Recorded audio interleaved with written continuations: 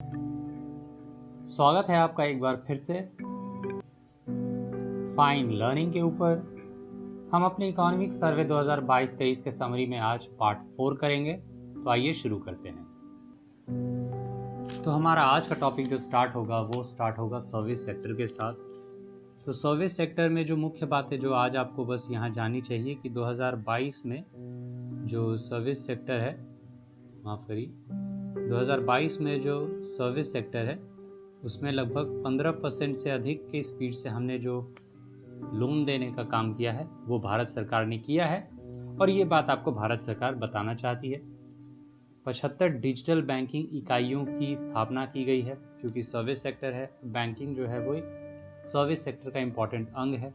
तो 75 digital banking यानी जो ऑनलाइन बैंकिंग की जा सके, ऐसे 75 इंस्टीट्यूट सेटअप किए गए हैं। कई बार पूछ सकता है कि 2022 में कितनी डिजिटल बैंकिंग इकाइयों को स्थापित किया गया है, वित्तीय सेवाओं को परिवर्तित करने के लिए कितनी डिजिटल बैंकिंग इकाइयों की घोषणा की गई है, सेवा की वो स्थापित करेंगे। तो ऐसे 75 डिजिटल बैंकों की स्थापना की घोषणा की गई है। 2027 तक ये सरकार का एम है कि ई वाणिज्य जो आप ऑनलाइन सामान मंगाते हैं उसमें 2/3 हिस्सा 2/3 हिस्सा जो फैशन, किराना और सामान्य वस्तुओं का हो, ऐसा सरकार का एम है। चलिए देखते हैं क्या एम पूरा होता है क्या नहीं। नेक्स्ट टॉपिक, बाहरी क्षेत्र स्लोगन है सतर्क और आशावादी। एक्सपोर्ट बेस्ड इकोनॉमी की बात हम करेंगे, और हम इसका जो इस साल का स्लोगन है वो है सतर्क और आशावादी, यानी हम अलर्ट रहेंगे क्योंकि ग्लोबल रिसेशन का खतरा है, पर हम होपफुल भी रहेंगे। हम ये उम्मीद भी रखेंगे कि अलर्टनेस के साथ साथ हम ग्रोथ भी करें। यहाँ पीछे एक शब्द था, अगर आपने यहाँ देखा हो, जुलाई 2022 में पीएमआई क्या होता है? तो परचेजिंग मैनेजर्स इंडेक्स होता है, जो कि सर्विस सेक्टर में सर्विस बेस्ड जो इंडस्ट्रीज होती हैं उनको दिया जाता है। इसको अगर डिटेल में जानना है तो आगे हम इकोनॉमिक्स का वीडियो करेंगे, उसमें आइएगा। फिलहाल आप इतना जान लीजिए कि पीएमआई परचेजिंग मैनेजर्स इंडेक्स होता है, जो कि सर्विस सेक्टर में दिया जाता है। तो इतना भी याद रखिएगा, फिलहाल काफ़ी है। चलिए, तो हम थे बाहरी क्षेत्र यानी एक्सटर्नल सेक्टर में, और सतर्क और आशावादी ये हमारा स्लोगन होने वाला है। अब इंटरनेशनल सेक्टर की बात करें अगर आप और हम, तो 2022 में भारत का जो कुल निर्यात है वो $332.8 बिलियन रहा, $332.8 बिलियन, जो पिछले साल से 16% ज़्यादा है। ठीक है, ये एक फैक्टर हुआ। भारत दुनिया में सेवा के क्षेत्र में 7वां सबसे बड़ा निर्यातक है। सर्विस सेक्टर में हम दुनिया भर में ग्लोबल एक्सपोर्ट जो है हमारा, वो 7वें नंबर पे हम आ जाते हैं उस रैंकिंग में।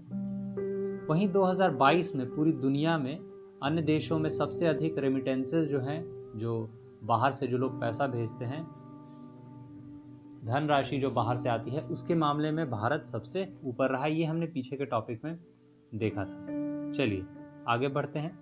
आगे हमारा है भौतिक और डिजिटल अवसंरचना, यानी कि जो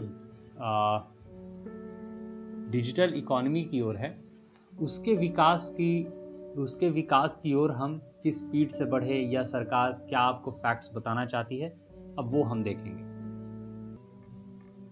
तो ये जो हमारा भौतिक और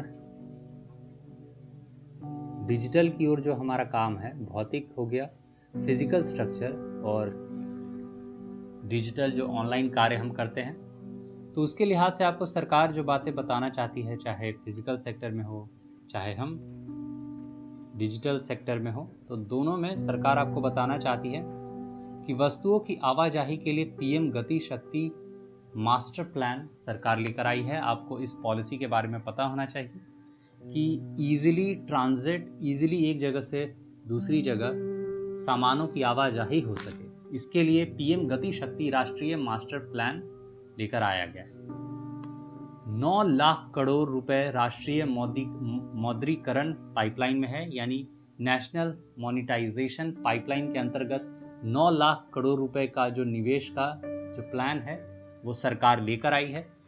दिसंबर 2022 में 782 करोड़ 782 करोड़ के साथ यूपीआई लेन देन में भारत सबसे आगे रहा।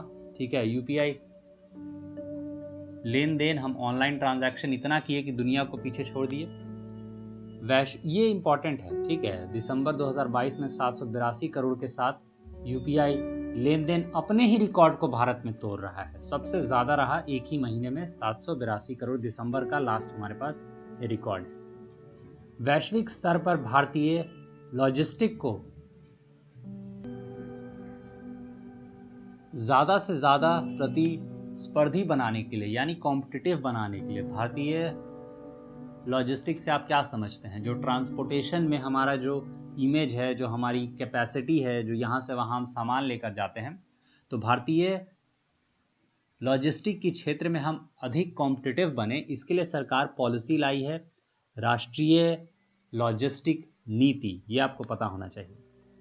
8 वर्षों में हमारे पोर्ट्स जो हैं, पतनों की संख्या बढ़कर दोगुनी हो गई है। हमारे जो पोर्ट्स हैं, हमारे जो बंदरगाह हैं, ये दोगुने हो गए हैं, दुगने नंबर में ये हो गया है। डिजिटल वाणिज्य, ऑनलाइन कॉमर्स को बढ़ावा देने के लिए हम ओपन नेटवर्क सिस्टम लेकर आए हैं। डिजिटल वाणिज्य को, यानी फिर से ओपन कॉमर्स को बढ़ावा देने के लिए हम ओपन नेटवर्क सिस्टम भी लेकर आए हैं, जिससे कि लोग अपने हिसाब से अपने जो कॉमर्स है उसको मैनेज कर सके, अपने बिजनेस को मैनेज कर सके। ये दोनों पॉइंट्स ओके है, आपको पता हो ना हो कोई बात नहीं, ये पॉइंट्स आपको प्रीलिम्स के लिहाज से पता होने चाहिए। चलिए आगे सामाजिक संरचना और रोजगार।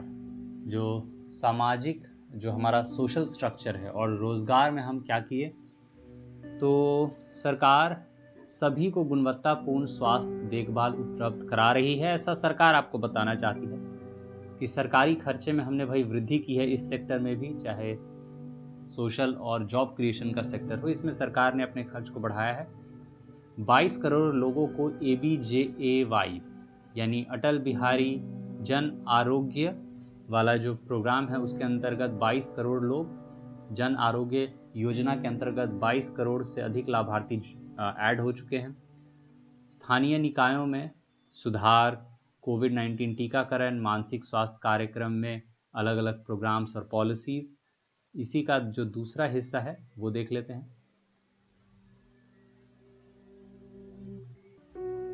हमारा अगला टॉपिक है मौद्रिक प्रबंधन और वित्तीय मध्यस्थता। मॉनेटरी और फाइनेंशियल सेक्टर में ये एक अच्छा वर्ष रहा। RBI 225 बेसिस पॉइंट जो है रेपो रेट बढ़ाई। रेपो रेट में लगातार बढ़ोतरी जारी है, क्योंकि कोविड का कारण था, हमें अपने इन्फ्लेशन को कंट्रोल करना था। तो ये सारे स्टेप्स इंपॉर्टेंट हो जाते हैं। साथ ही साथ हमारा NPA जो है, जो कि बैंकों का सबसे बड़ा माथा दर्द है, सबसे बड़ा हेडेक है, वो 5% के नीचे आ चुका है, जो कि अच्छी बात है ओवरऑल बैंकों के लिए। फाइनली अगर कुछ जानने लायक है तो वो है कि सबका साथ सबका विकास जो सरकार का एक स्लोगन है, उसके अंतर्गत जो मिड टर्म के हिसाब से आप क्या रह सकते हैं, यानी मध्यावधि स्थिति आशावादी तथा विश्वसनीय है। Ease of doing business plus ease of living जो है वो सरकार मानती है कि कुशल संसाधन को अगर हम आवंटित करते हैं, यानी जो हमारे पास रिसोर्सेज है इसको स्मार्टली डिस्ट्रीब्यूट करते हैं, तो हमारे लिए ये पॉसिबल होगा। Ease of doing business plus ease of living index, इसको और भी अर्थव्यवस्था और देश के लोगों की उत्पादन क्षमता को भी बढ़ावा मिलेगा। तो अगर हम ease of doing business, ease of living index को बढ़ावा देते हैं, तो हमारे जो इंफ्रास्ट्रक्चर है, जो हमारा पास जो रिसोर्स है, ये भी अच्छे से बांटा जा सकता है। कुशल संसाधन आवंटन हो पाएगा और लोगों के भी जीवन शैली में बढ़ावा आएगा। तो ये था हमारा बजट समरी, बजट नहीं, जो इकोनॉमिक सर्वे है उसका समरी है। इतना काफ़ी है, आप इन्हीं पॉइंट्स को रिवाइज करें, इससे ज़्यादा नहीं आता है। सरकार आपको ये खुद समराइज्ड फॉर्म में देती है। तो पढ़ते रहिए, खुश रहिए। धन्यवाद। इंग्लिश वाला हम जल्दी ही लेकर आएंगे, उसके लिए आप हमसे जुड़े रहिए, पढ़ते रहिए, खुश रहिए।